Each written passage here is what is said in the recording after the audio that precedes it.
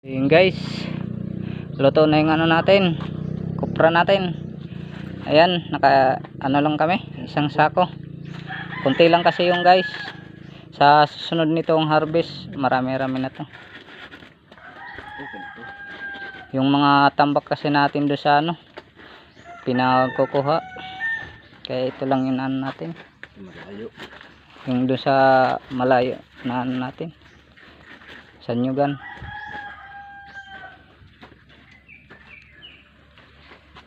Ayan guys, oh. Makakabili na yan ng ano, bigas. Ano na yan ng isang sakong bigas. Makakalibre na ano, pagkain. Ulam na lang ang kulang. Ayan guys, oh.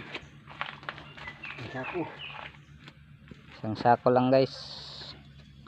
May bayad na yan.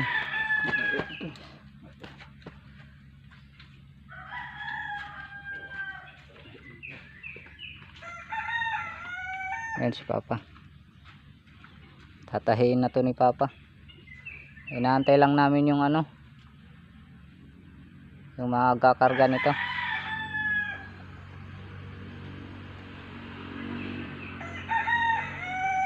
Makakaano na tayo nito guys. Makakatawid gutom na. Ayan, no. Isang sako.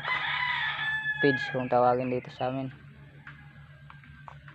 Sa sunod na pagkupra namin nito guys, marami-rami na yun kasi itong mga ano ngayon, mga alanganin pa. Hindi pa pwede kunin yung mga buko.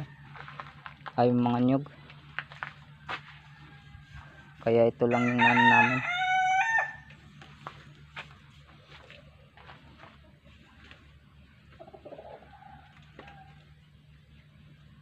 Sa ano na lang kami guys, babawi sa pili.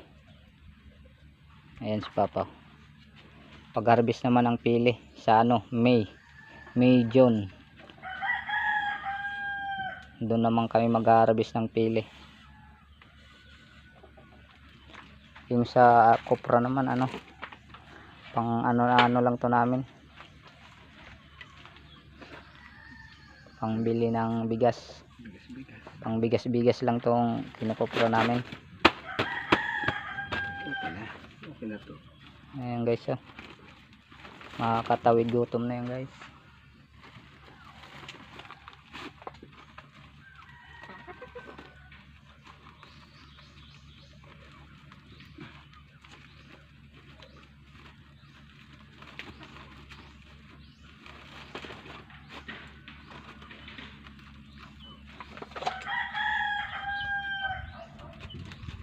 Habagat na siguro. Ang lakas ng ano ng barko, oh. Dinig na dinig dito. Yung tunog. Pag ganyan, pag narinig dito, habagat yan. Ayan guys, oh. Sige guys, update lang tayo mamaya sa bayad. Kung magkano yung ano natin pangbili ng bigas. Ayan guys, hanggang dito lang muna yung video natin. Thank you for watching. Please follow, like, and share. Bye bye. Sige,